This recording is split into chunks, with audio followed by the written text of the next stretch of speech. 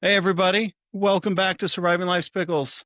Again, we're so grateful for you guys taking your time today to tune into this episode we've put together for you. We appreciate you listening in your car, in your bathroom, in your living room, in your kitchen while you're making dinner. Thank you again for taking the time out of your busy life to tune in to our show. We hope that today's episode will bring some great information and some stories to help you guys going through any pickles in your life.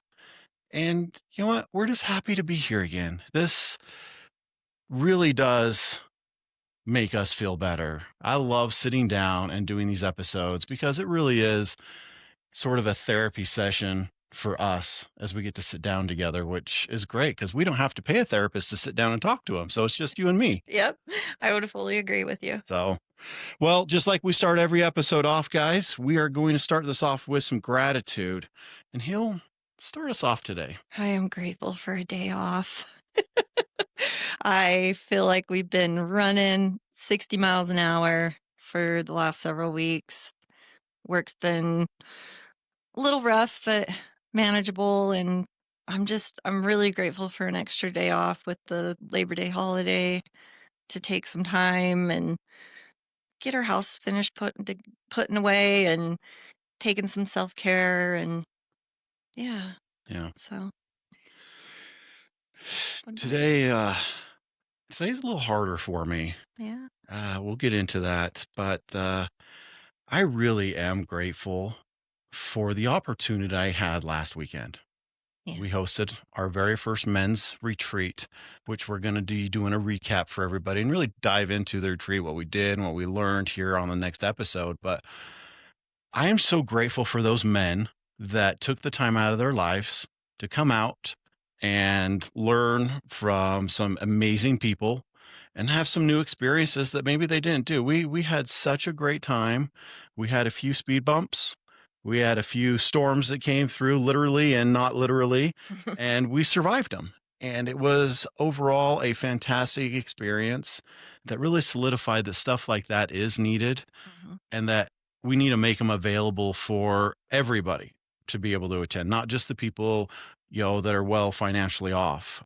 And so I am just truly grateful that I got the experience to share that with those men, that I made some new friendships, got some deeper friendships, and really were able to help a few of them break out of their shell and get some more information that they really didn't understand before. So, Yeah, that's wonderful. yeah. Well, everybody, today we've been tossing around the idea of doing a self-care topic here for a little bit. Yeah. And there's a lot involved in self-care. And we're going to go through the stages and we're going to focus on what our mental health first aid training that we provide focuses on for self-care, because I really like the layout I like the layout too. and the format that they've put it in, because it really broadens it up and it really explains the 8 different areas of self-care and what we can do. Yeah. When I Googled self-care, it only gave like 4 examples of self-care, Yeah. maybe 4 to 6. So I actually really like that the mental health first aid breaks it down even more and gives the 8 categories. And I think the 8 categories really hit it on the head. A lot of people don't think about a few of these categories. At least I know I didn't before, and separate them into their individual categories. Yeah. So, but as we start, I do want to start this episode off. This weekend has been Labor Day weekend. You guys are just hearing this as you're going back to work, and this one's been really hard. I lost a good friend of mine over the weekend to suicide, and this one hits home.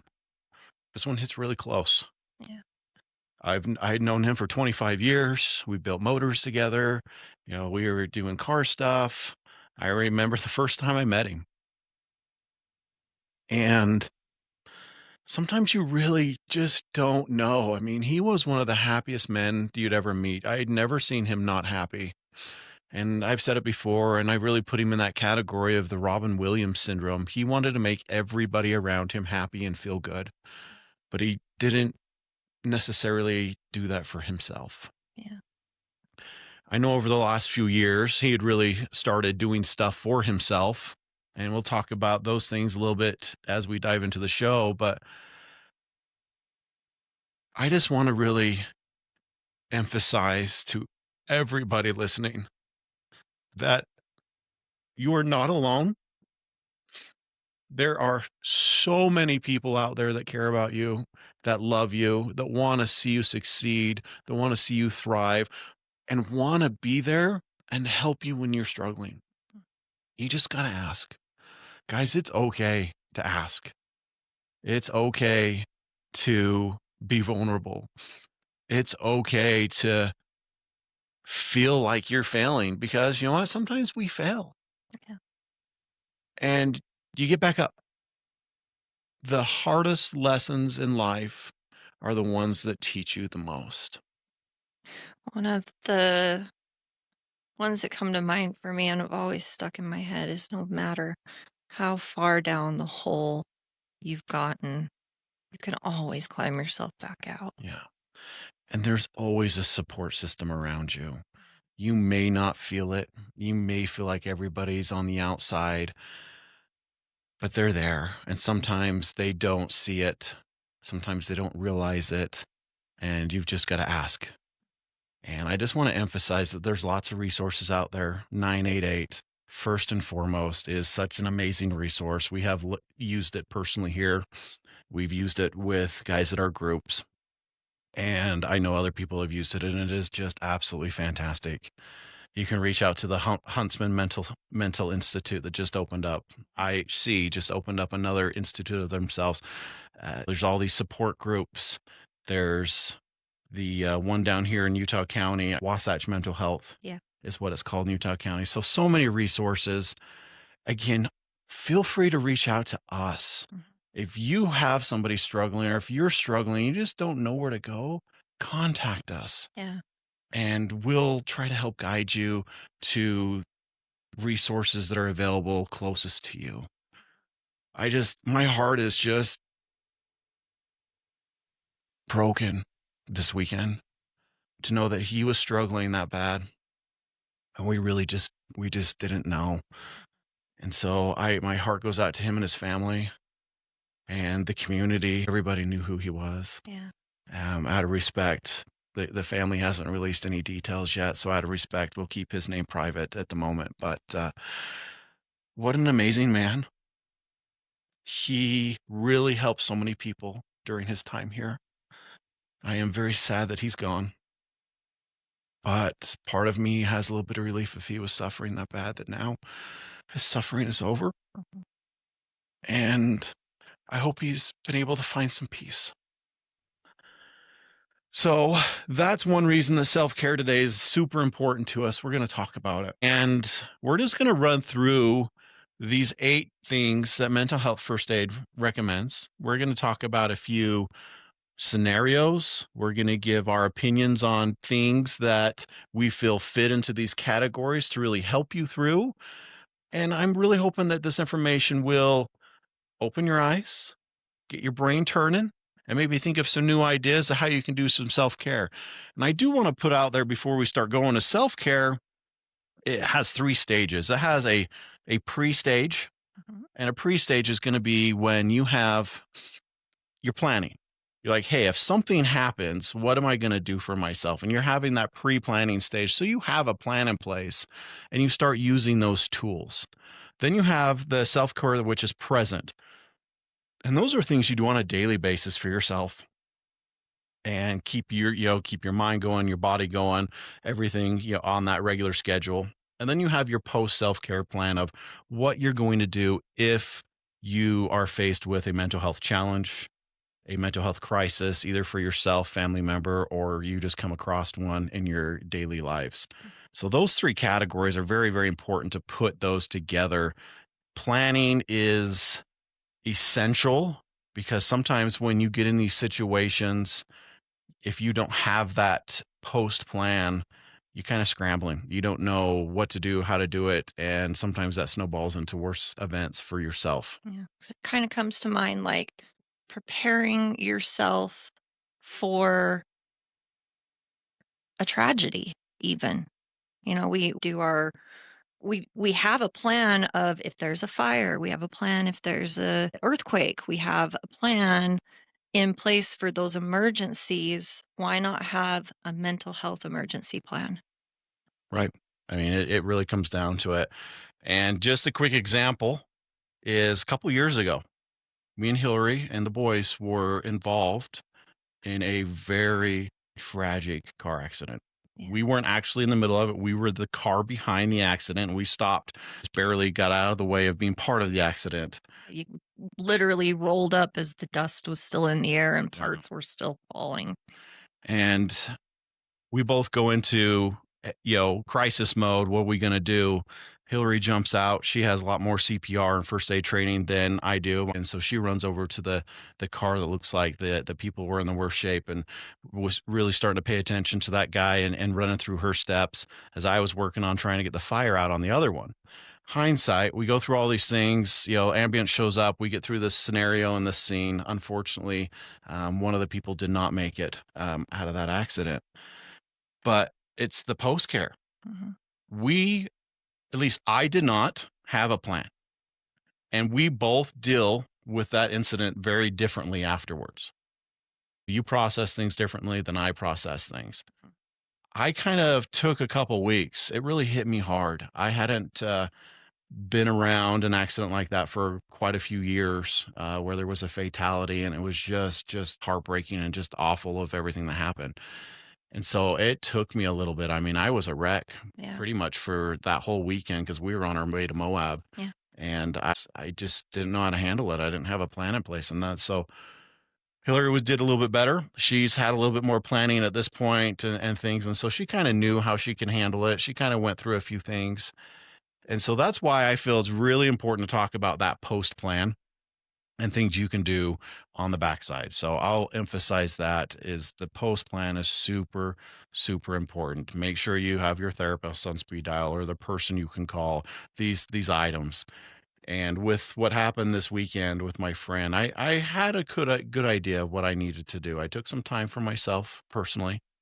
I reached out to a handful of friends in the community that knew him as well, and we chatted and did some remembering of what an amazing dude he was, and just kind of talked few through a few things, and that helped. And then I was able to sit down with you. We had a relaxing evening, and it just kind of helped bring it all back in. I mean, it still hurts, and it's going to hurt for a while, but I was able to immediately start some of those things for myself where I could have been in a lot worse state this morning than I have been in the past. And So, I'm really proud of you for that, babe. I've seen, even just with this situation, how differently you have approached it now that you do have a little more training and a little bit more knowledge backing you. And I'm really proud of how you have handled this and how you've even just reached out to me and been talking to me about it versus in the past, I feel like you would seclude yourself a little bit more. So, thank you, and thank you for being there. go- Well, let's dive into this. Let's try to lighten the mood a little bit. okay. It's heavy. It is a heavy. But again, let's talk about these 8 scenarios, and we're just going to go through them one by one and have a conversation about it. So, the first scenario in your self care plan, again, this is through mental health first aid and some of the training we provide, and we talk about these more in depth. The first category is community and social health. Yeah. We talk a lot about that. And why do you think, in your mind, Hill, why is that really important, that community social aspect? Because this is one that is new to me. Okay. So I'm going to bring in a little bit of the 12-step mantra that we say a lot is what we cannot do alone, we can do together. Yeah. And I love that one because it is so true. There's so many things that we can't do alone, but we need to have a community around us just to do life with, even. Yeah. Well, part of that is you don't want to be all by yourself all the time. We're humans. We are meant to be around. We're social animals. That's just how we are genetically. Yeah. And a couple examples of social self care would be Call in and have a conversation with a friend. Doesn't matter if, there's a situation going on, call in and check in on them. Just say hi. Maybe it's been a minute. Go out to dinner with somebody, Out get to a dinner. coffee, just even calling one friend and saying, "Hey, I just need to get out. I'm all alone. I need somebody to talk to. Let's go get a coffee Yeah. together and sit down." And so that's a really key part. And yeah, I don't really endorse this very much, but if you're in a situation where maybe you can't get out and you're stuck in work and you kind of just need some help, reach out and just message somebody on social media. Yeah, You do have a lot of actually true fans on there, at least most of us do. So reach out through social media, reach out through a text message, just say hello. And sometimes for me, it's sending a funny video throughout the day to you while you're at work. Cause maybe I could see it in the morning. I'm like, hey, she needs a little interaction. And so I'll send you a funny video of me singing Britney Spears or something driving down the road. So those are some of my absolute favorite and just brighten my day. And even something that kind of gets me out of my head because you'll send me a little funny video and then I want to share it with somebody. So that even gets me away from my desk to go talk to somebody else and say, "Hey, look at this really cute, funny video that my husband just sent me." And then we can talk about that rather than me just sitting at my desk all by myself working away. well, that just starts that social circle, Yeah. right? It gives that social interaction. Hmm. So, social community, making sure you're getting out of the house and doing stuff. I recommend at least at a minimum, you get out of the house once a week to some type of social community event.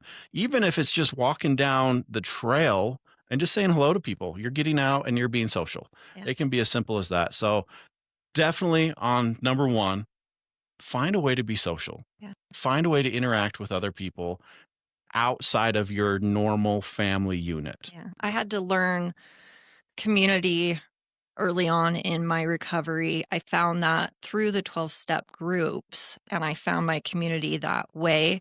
That doesn't have to be everybody's way. Some people find it through church groups. You found it through the I Love You Bro groups. Everybody has a different way of finding their community, but you do have to go searching for it. Yeah. You do. You have to put a little effort into it. You do. And all these self-care things, you really have to put that self-effort into it. This is not something you can expect somebody else to do for you. Yeah. Well, the next category is one that I wasn't really aware of as well. Mm. This one has become a big part of my self-care now, and this is a huge part of your self-care. And that's the intellectual health. Intellectual health. What do you do every morning for your intellectual health? I listen to podcasts or I we love the self-help books. But I love any kind of mental health podcast. I don't know why. That's just the ones that I always have gravitated towards. Or even, I mean, there's so many of the murder mystery ones. I never really caught on to that. I just love the self help or the lifestyle, physical health, all of those. Anything that's kind of a self help podcast, I love those. Well, and even back to how you can take intellectual help in your community, social, and kind of bridge those a little bit together would be we love to sit and listen to Frankie and Jess in the morning. Yeah, and that one's not even really a mental health, it's just a Just the community. community, they do provide great information. So you get a little bit of both with something like that. Yeah. So, podcast, reading a book, talking to somebody that is older than you, listening to their stories about what they've gone through so you can learn from them. All these things fall into that intellectual self care. Taking a class. Uh, all of the colleges, I learned this from our wonderful therapist, Emily at Cobru Wellness. She suggested that all of the colleges out there have classes that you can sign up for. Some of them are free, some of them aren't very expensive, they're just a small cost. UVU here in Utah County, they provide all sorts of classes, cooking classes, art classes, media classes. I mean, you name it, and you could probably find an outsourced class for that. And a lot of times they're at nights, weekends, they're short, they're only an hour long. And that is an intellectual thing that you can do for a self help. Harmon's grocery store offers cooking classes. Uh, there's so many places that you can find an outsource intellectual class, course, anything to take to just build a little extra knowledge. Well, on that same note as YouTube. I YouTube. I mean, YouTube has become part of our society, but you can learn so many new skills off watching professionals, watching people who are really good at these things. Mhm. I've been toying around with trying to learn a new musical instrument, and that was the first thing you told me is go watch it on YouTube and see if you really want to do it. Scott wants to learn how to play the harmonica, which I absolutely love because it's one of my favorite memories of my grandfather. He played the harmonica and he played it beautifully. And that's one of my most fondest memories of him is especially around Christmas time. We would all sit around. He would sit in a chair and all of us kids would sit on the floor in a circle and he would play Christmas music on his harmonica. Yeah. So again, intellectual, and we've been watching the new season of Chris Hemsworth Limitless, and he's going through new things, and in that they talked about after the age of 40, if you actually learn a musical instrument, it triggers parts of your brain that don't actually work, that are slowing down as you go over 40, and it kind of reactivates those. And so learning a musical instrument is a great way to boost your intellectual experience, to Your try something new, helps your memory, helps your memory, all these things. cognitive, all of those things helps to kinda keep everything sharp. Yeah. So that's the second one, intellectual help. Lots of ways you can do it. I love And it. and we again, as we go through these, write some of these things down you're thinking of. We'd love you guys to share some back of what you guys do. We'd love to hear from you of what you guys do in some of these categories. Absolutely. The next one is physical health. Yep. This one's talked about a lot. Mhm. You body emotion, Stays in motion. station motion. We are physical beings. That if you sit on the couch and you are not moving very often, your body becomes Stagnant. stagnant. Everything inside of it becomes stagnant. There's a lot. Physical health is probably the number one self care thing out there Yeah. that is talked about. And it can be as simple as going for a walk, it can be as simple as changing your diet. You get to try new things. Those are two very simple ways.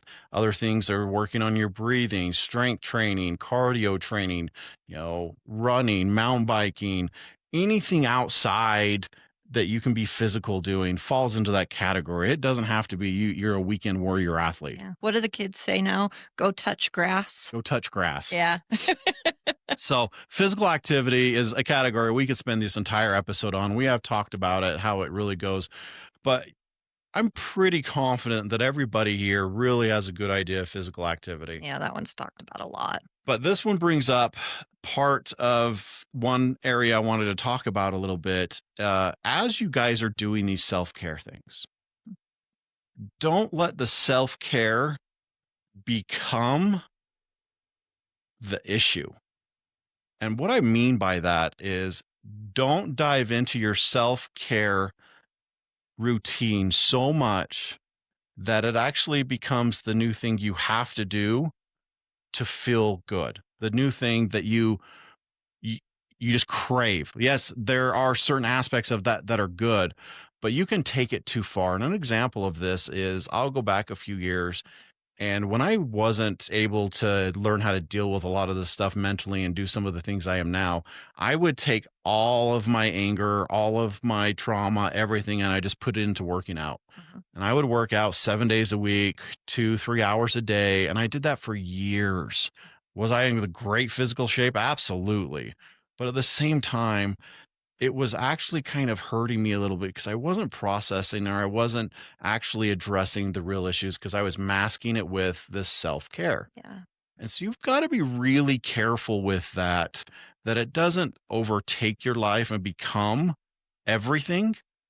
Self care is just a portion of what you do in your daily day.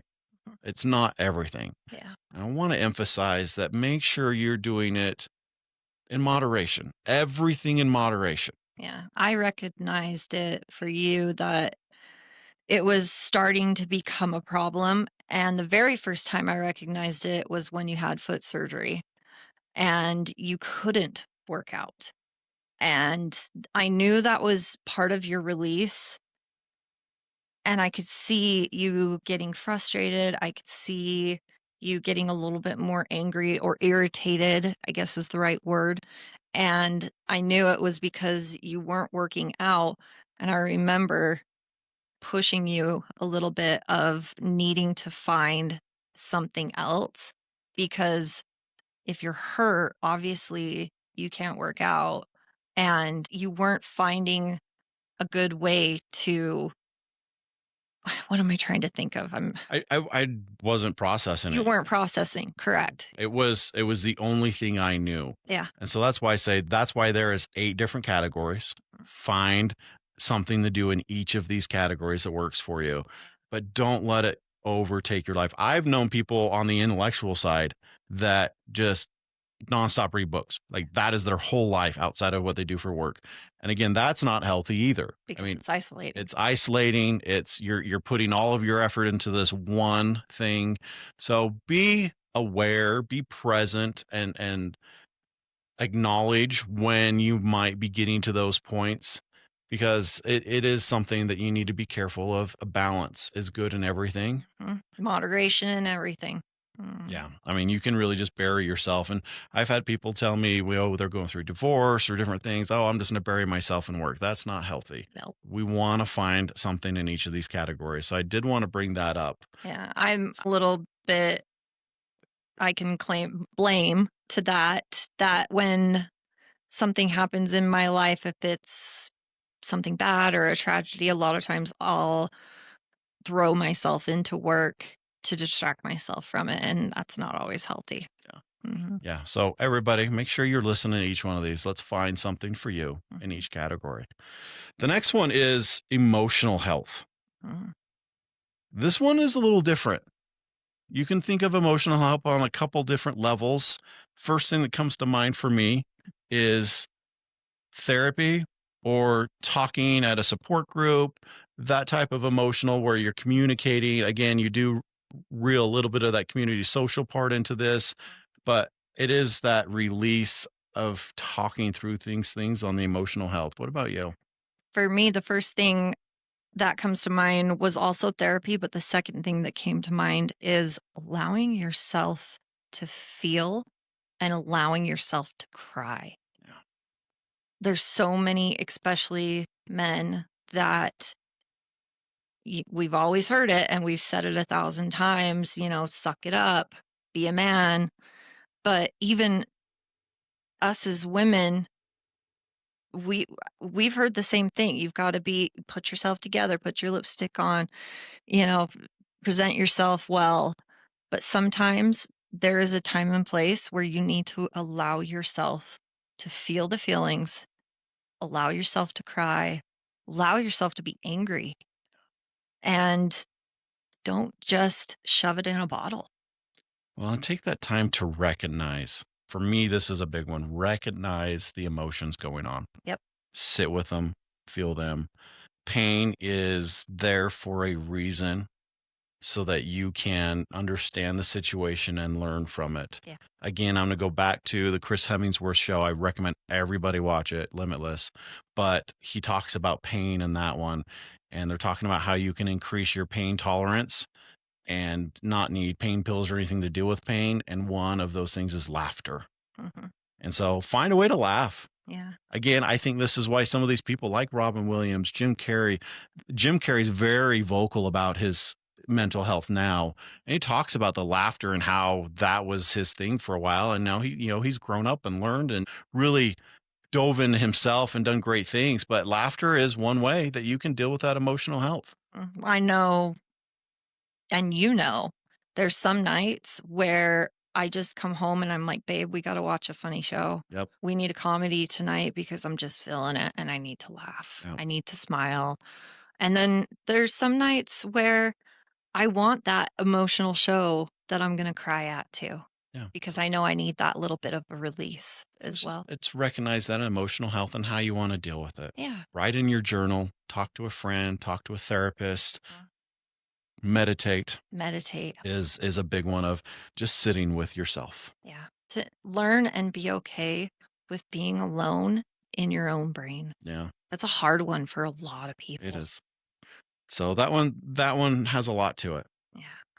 The next one is environmental health. Mhm. You're gonna have to explain that one a little bit more to me. So, environmental health is being environmentally conscious of your surroundings. A couple recommendations through mental health first aid is recycle and reuse, Mhm. plant a garden, Mm. go trim a bush, go put your feet in the grass and experience it. Environmental, it means connecting with nature on some way, somehow. Well, that's my avenue then. Not destroying, but connecting. Like recycle and reuse is one they use in there. And Okay. hey, you know what? Let's clean up the neighborhood and do this, and we can recycle some of these things. Anything environmental, anything outside, connecting with nature is a big self care thing. We all need to be regrounded. Yeah. You know me, I love my garden. I love putting my hands in the dirt. I love planting things and watching them grow and nurturing them. And that was in my early years, I never would have guessed that I would have enjoyed something like that. And I do. I really do. And I love making things look beautiful and cleaning things up from a grubby garden or a grubby yard, making it look pretty with flowers and plants. And there's that sense of accomplishment that you get when you get to watch things Yeah. grow. Well, and again, just connecting. Yeah. One thing for environmental for us that we started this week is we actually build a fire pit in our new house. And we've been outside the last few nights and just enjoyed watching the fire and sit outside underneath the stars. That's great for us. And that's a great way for self care. I don't know what it is about sitting just watching a fire underneath the stars at night that's relaxing, but it's good. Yeah, it's one of So my absolute favorites for sure. the next category is occupational health. Oh, I know this one. And this is really comes down to one phrase: create more balance between work and leisure time. Yeah. We all dive into work. We spend more time there than we do at home. It's just how we are. Mhm. So it's finding that balance and having those boundaries with your coworkers, with your bosses, with people that, hey, you know what? I'm off today and I'm not going to work. I need to do this. And having that occupational balance. Yeah. Another part of that is really having relationships with the people you work with. Yeah. You can't go to work and have a great life if you don't actually enjoy the people you're there with. If That's you true. resent the people, don't get along with them, your life overall is just not a good situation. So build meaningful relationships with the people you work with. I mean, Mm. they don't have to be your best friend, No, but you want to have a good relationship with them. absolutely. And if you're in a toxic work environment and you can't change it, you can always change your environment. Right. And be present and conscious of what's going on. Mhm. Because if it is causing you the stress, time to probably take a step back and look at the situation through a different lens. Yeah. So, occupational one is a good one, that work life balance and making sure you're enjoying what you're doing. Some of us work just to pay the bills Mhm. and we have a lot of fun on the weekends. Some of us really enjoy our jobs. There is that balance you've got to find. Yeah. I recommend everybody take a few seconds and look at it. If you're retired and you're listening to this, what are you doing on a daily basis for your retirement work? You Mhm. got to stay busy. You got to stay active and moving. So, what are you doing as far as that? That's your new occupation, is being retired, spoiling your grandkids, any of that stuff. So, Mhm. make sure that you have a plan of doing something like that. I like that. Well, the next one is another one of these really big topics, and it's your spiritual self care health. Mhm. This one is very easy for some, Mhm. very difficult for others, Mhm. and some are just kind of in the middle and they just coast. Yeah. And this topic itself could be an entire episode we sit down and talk about. But spiritual health really goes down to, if you're Christian, to reading your scriptures, if you're Muslim, reading the Quran, going to a service at your local church that you participate in, going outside in nature if that is your higher power, and connecting with nature somehow.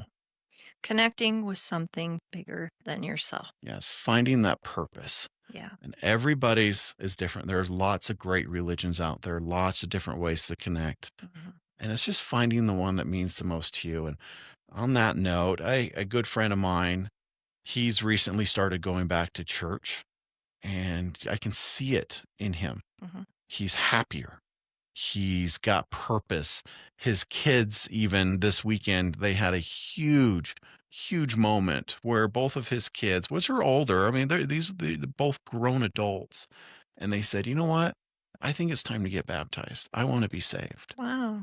And that was amazing to hear that by him reconnecting and showing by example that spirituality is a big part of who we are as human beings. His kids have followed and found that connection too. And Yeah. so spirituality can be so many different things. And sometimes spirituality can go in with that emotional health and things connecting with yourself, Yeah. doing that meditation. Mhm. There's a lot to it. Yeah. I always think about spirituality and religion are two different things. They are. Spirituality is your personal connection with something greater than yourself, whereas religion is a communal connection with something higher than yourself.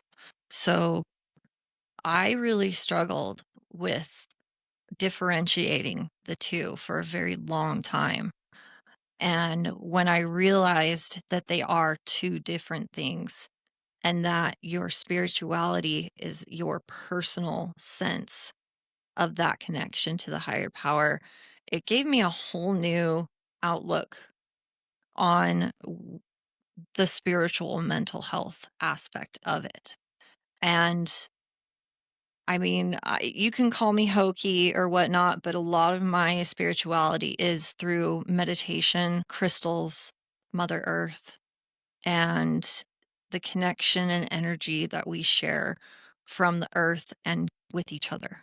There are so many aspects of mental health that are combined into this, and it's always done nothing but benefit me. So finding that power greater than yourself is a huge deal, and finding something bigger than you, something where you are not living in selfishness. Being of service to others is another one of those things that can get you out of yourself. Yeah. Helping the homeless, uh, cleaning up the neighborhood, like you were saying earlier, picking up some trash in a park. That is something bigger than you and helping something bigger than you. Yeah. And it's researching and finding that connection. Mhm. When you're ready, Yeah. you'll find the time and you'll do it. But that's a big part of self-care is that connection of something bigger than yourself. Yeah. And the final one to wrap all these up is the one nobody really thinks about, in my opinion. Yeah. It's the financial self-care part. That one gets left out a lot, It but it is does. a big one. And I think it gets left out a lot because finances stress people out. Mhm. I know it stresses us out sometimes. Oh, yeah. But with financial self-care, things that they recommend is making sure you have a budget Yep. and checking in on yourself. You know, have a roadmap, which we've talked about that we've put together through our Sensei financial plan, is having a roadmap of what we're going to do for the next 3 months, 6 months, 12, 5 years. Making those small changes to make sure you're going to reach your goals and just checking in with yourself, with your spouse, making sure you guys are on track and you're doing okay. Yeah. Financial situations can cause so much stress. So that makes perfect sense that a financial health aspect of the mental health situations, it it is extremely important. I know how much finances has definitely made stressed me out and caused multiple problems in my life alone. So when I'm financially healthy, definitely makes my mental health better. Well, when you have a plan financially, it's not as stressful and it's okay. It's just making sure you have that plan. And again, going back to the first seven things we just talked about, financial health allows you to do a lot of these things. It's true. Allows you to do your hobbies, maybe that's physical, allows you to go outside and connect, maybe camping. All of these things fall into play if you're able to do that. So, really, these things are so integrated in each other. Everyone is touched by another one and they all help each other. But these are just all the categories that I think we need to think about as people, as families, leaders, communities, and making sure that we're checking in with everybody that they're on top of their self care and they have something for each category. Yeah. What is your favorite self-care? So, a couple years ago, I would have told you it was physical activity. I know. And I think now my very favorite self care thing I do for myself is my hot tub meditation or my cold tub meditation, Yeah. where I can get in and shut my brain off for a couple minutes, either in the hot tub or in the cold tub, and just focus on the breathing, focus on the environment, and just the calmness that comes with that. Mhm. That's probably my number one now. I like that. What about you? Mine right now is gardening during the winter when I can't garden, is art. And art has been one for me for a long time. Well, and you have a plan. As the seasons change, you know what you're going to do. Yeah. So it's great. That's what we're talking about is having that plan of Yeah. what you're going to do during the different seasons. I know we're going into fall and the seasons are going to change and winter's a very tough month, especially here in Utah, Mhm. especially out here in the mountains. And so I do recommend you start thinking about these things as the seasons change. Have a plan for the winter of what you're going to do. Set some small goals. Hey, I'm going to eat better, or hey, I'm going to do morning meditation, or I'm going to read this many books. Set some goals that will apply and kind of help you through those winter months. Now's the time to start thinking about it. I know, I hate to say it, but the snow is coming Mhm. and we got to be prepared both mentally, physically, financially, all these things as we get into this. Yeah. Well, let me run through these one more time just Yeah. to make sure everybody's got them. Let's do it. Hear it. So, again, the 8 ways of self care: community and social health, intellectual health, physical health, emotional health, environmental health, occupational health, spiritual health, and financial health. All good things. They're all good things. And start with one and start building up to the others. Take the time to write these down. Take the time to share these with your family, your friends, your coworkers. Let them know what you're doing for self care. Maybe it'll inspire them to do something new. Yeah. It's a big part, and I just can't stress it enough, just especially with everything on my mind and everything going on right now. I had a plan going into this situation that was very unexpected, Mhm. and I've been able to handle it a lot better because I've had a self-care plan in place. Mhm. But again, self-care plans can help save people too. Mhm. And I want to make sure that if you're struggling, find something in this that you can grasp onto and start with. Something that will help you. If you're really stressed out about finances, tackle the financial health one first. Have a weekly financial sit-in with your significant other. Have, a budget meeting. Find somebody to reach out to you can talk about that maybe you can get some advice from. Start with the ones that are kind of stressing you out first and then work towards the other ones. So all these self-care ones, in my opinion, are actually fun. There's a lot of fun activities you can do in each one of these Yeah. and enjoyable. Absolutely. So, all we have today, we really wanted to touch on this self care. I really wanted to share the message about you're not alone. It's been a heavy weekend. And I just hope everybody going into the next few weeks are starting to think about these things. I'm super excited. In 2 weeks, I get to get up in front of the AGC Mhm. chapter here in Utah, which is the American General Contractors Association, and speak to them about mental health in the construction industry and mental health challenges with safety and what we're struggling with and dealing with. So I'm super excited about that. I've also got a few other events coming up. One with the Associated Builders Association. I'm sitting on a panel and we're going to discuss mental health issues there, and then a couple speaking at Weber State, and then in front of the Utah Safety Council as well. So a lot of great things. And this self care thing is huge for me right now because there's a lot on my plate, and I need to make sure I'm taking the time. And I want to encourage everybody else to take the time to do that self care for yourself so you're not just overwhelmed and stressed with everything going on. Life's busy, but it's never busy enough to take a few minutes for yourself. It's never, yeah, I would absolutely agree. You're never too busy to cut out even just a few minutes a day. Yep. I mean, it's sacrifice something small today to work towards something bigger for the future. Yeah. And I reference that to self-care as sacrifice something that you, yeah, maybe enjoy, maybe don't, but fill the time with, and do something more meaningful for yourself. So in the future, you can be healthier, happier, you know, financially sound, all these things. Put your phone down, stop your desk scrolling, and go take 5 minutes and take a walk outside. Yeah, Something for yourself.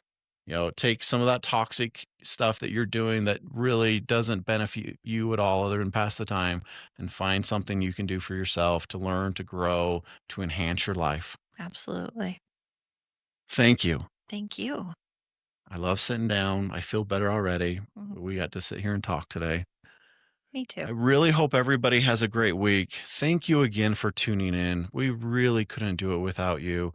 We really love the support, the comments, everything you guys do to keep us here. So make sure you share this episode with somebody who needs to hear it. Share it with yourself again if you need to re listen to it because you heard something that really inspired you.